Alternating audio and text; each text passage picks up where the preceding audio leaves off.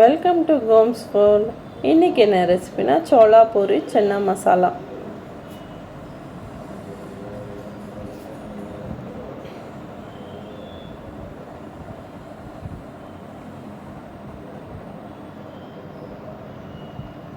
வாங்க இந்த hotel style chana மசாலாவும் சோளா பூரியும் நான் செஞ்சுருக்கேன். இதை நான் என்னோடய ஸ்டைலில் பண்ணியிருக்கேன். எப்படி செய்கிறதுன்னு பார்க்கலாம். இப்போ நம்ம வீட்டில் செய்கிறனால ரொம்ப ஆரோக்கியமாக இருக்குங்க. நம்ம பசங்களுக்கு பயம் இல்லாமல் கொடுக்கலாம். இதை எப்படி செய்கிறதுன்னு பார்க்கலாம்.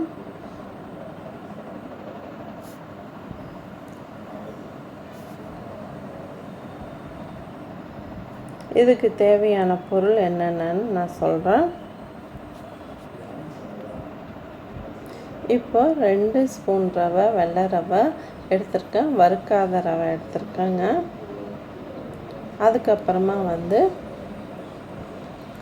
உப்பு, 2 ஸ்பூன் சர்க்கரை, 1 ஸ்பூன் சோடா மாவு, தயிருங்க. இப்போ பெரிய பவுலில் எடுத்துகிட்டு 2 ஸ்பூன் தயிர் எடுத்திருக்கேன். இந்த தயிர் ரொம்ப புளிக்கவே இல்லைங்க, நார்மலாக புளித்த தயிர் எடுத்திருக்கேங்க. இது 2 ஸ்பூன் எடுத்திருக்கேன். இதுக்கப்புறமா நான் எடுத்து வச்சுருந்தா உப்பு, சர்க்கரை, சோடா மாவு, இதை ஒரு அரை டம்ளர் தண்ணி ஊற்றிட்டு நல்லா மிக்ஸ் பண்ணி எடுக்கலாங்க. இது கூட ரவையும் நான் சேர்த்துருக்கேன். இதை ஒரு 2 நிமிஷம் நல்லா கை விடாமல் நல்லா கிளறி கொடுங்க, மிக்ஸ் பண்ணுங்கள். அப்போ தான் சர்க்கரை, உப்பு, சோடா மாவு எல்லாமே கரையும். நம்ம கையிலையும் பண்ணலாம், இதை ஸ்பூன் வச்சும் பண்ணிக்கலாம். இதை நான் ஸ்பூன் வச்சு நான் பண்ணுறேன்.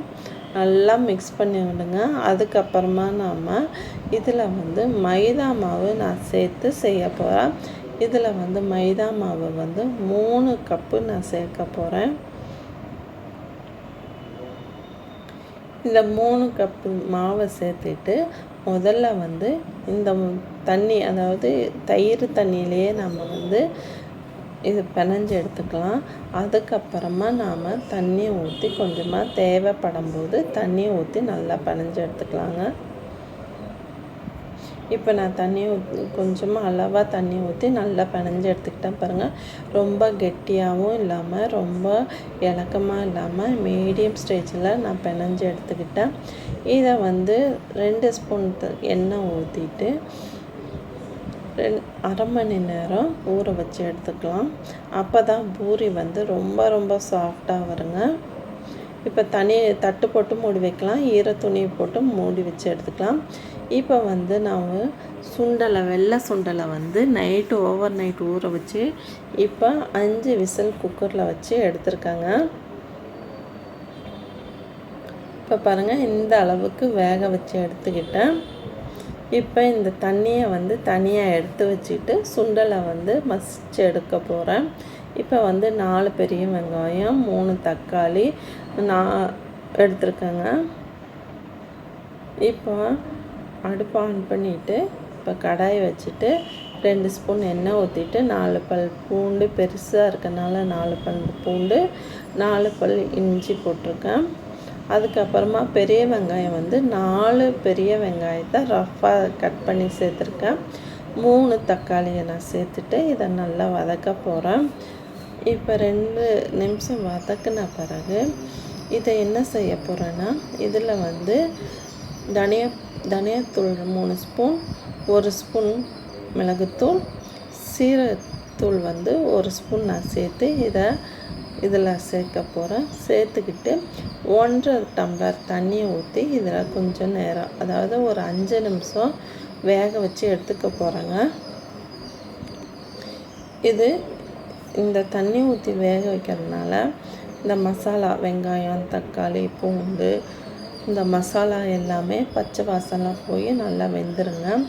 இப்போ சுண்டலை வச்சு மத்து வச்சு நல்லா நைஸாக, ரொம்ப நைஸாகவும் இல்லாமல் மசிச்சு எடுத்துக்கலாங்க. 1-2 மசிச்சு எடுத்துக்கலாம்.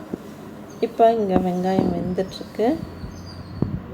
நிறைய பேர் வீடியோஸ் பார்க்குறீங்க, சப்ஸ்கிரைப் பண்ணிவிட்டு பெல் பட்டனை அமைக்கிட்டு பாருங்கள். அப்போ தான் நான் போடுற வீடியோ உடனுக்குடனே வந்து சேரும். இப்போ வெங்காயம் வெந்துருச்சு. இப்போ அடுப்பை நிறுத்திட்டு இதில் வந்து 1 spoon try மேங்காய்த்தூள், 3/4 spoon garam masala சேர்த்துருக்கேன். இதுலேயே இது ஆறட்டும். அதுக்கப்புறமா வந்து நல்லா ஆற விட்டு இதை மிக்ஸி ஜாரில் மையாக அரைச்சி எடுத்துக்கலாங்க. இப்போ நான் அதே குக்கரில் சுண்டல் வேக வச்ச குக்கர்லேயே 1.5 ஸ்பூன் எண்ணெய் சேர்த்துருக்கேன். அதில் வந்து 2 ஏலக்காய், ஒரே ஒரு துண்டு பட்டை, ஒரே ஒரு பிரிஞ்சி இலை, 3 லவங்கம் சேர்த்துருக்கேன். அதுக்கப்புறமா 2 பச்சை மிளகாவை கீரி நான் சேர்த்துருக்கேன். இந்த பச்சை மிளகாய் சேர்த்துனா நல்லாயிருக்குங்க. அதோட டேஸ்ட் வந்து நல்லாயிருக்கும். சின்ன மசாலா டேஸ்ட் வந்து நல்லாயிருக்கும். அப்புறமா 1.5 பெரிய வெங்காயத்தை வந்து நீளமாக கட் பண்ணி நான் சேர்த்துருக்கேன். இந்த வெங்காயம் வதங்கட்டுங்க.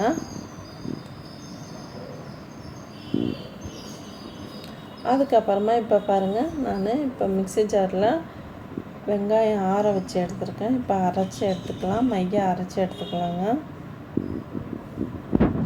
இப்போ நான் அரைச்சி எடுத்துக்கிட்டேன். அரைச்சி எடுத்த பிறகு இதை நான் வெங்காயம் வெந்த பிறகு இதை அரைச்சி வச்ச வெங்காயத்தை இந்த மசாலாவை இந்த வெங்காயத்தில் சேர்த்துக்கலாம். இதுலேயே வந்து சுண்டல் வேக வச்ச தண்ணி, சுண்டல் எல்லாத்தையும் சேர்த்துக்கலாம். இது சுண்டல் ரொம்ப பெருசாக இருக்கனால நல்லா அமுக்கி விட்டு, அதாவது உடச்சி விட்டுக்கோங்க. அப்போ தான் வந்து அந்த கிரேவி வந்து திக்னஸ் கிடைக்கும் நமக்கு. மிக்ஸி ஜாரையும் கழுவி ஊற்றிட்டேன். இப்போ நல்லா கொதிக்குதுங்க. கொதித்து கொஞ்சம் கெட்டியான பிறகு நம்ம நிறுத்திடலாம்.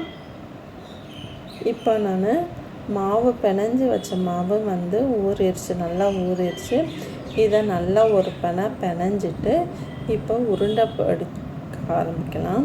ஊறுக்கி இதை வந்து ஹோட்டலில் பண்ணுற மாதிரி நம்ம பெருசாக வந்து செய்ய வேண்டாம். நம்ம வீட்டில் செய்கிற நம்ம நார்மலான பூரியாகவே போட்டு எடுத்துக்கலாங்க. இதை வந்து ரொம்ப திக்காக போடாமல் நைஸாக போடுங்க.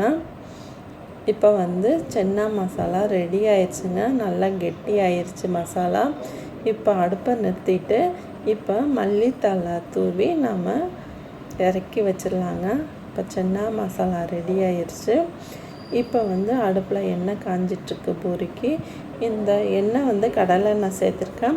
இந்த எண்ணெய் வந்து நல்லா காஞ்ச பிறகு மாவை போடுங்க, பூரி மாவை. அப்போ தான் இந்த மாதிரி உப்பி வரும். இல்லைன்னா இது உப்பாது. ஏன்னா மைதா மாவு வந்து அவ்வளோ சீக்கிரமாக அதனால் நல்லா எண்ணெய் காஞ்ச பிறகு போட்டுடுங்க.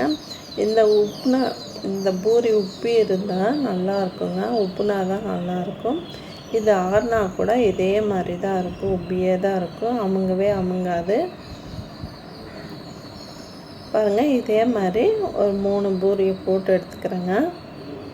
நீங்கள் இது மாதிரி வீட்டில் செஞ்சு பார்த்துட்டு கமெண்ட்ஸில் எப்படி இருக்குன்னு சொல்லுங்கள். இப்போ பாருங்கள், போட பூரி உப்பிகிட்டே இருக்குது. நல்லா இது மாதிரி நல்லா உப்பி வருது பாருங்கள்.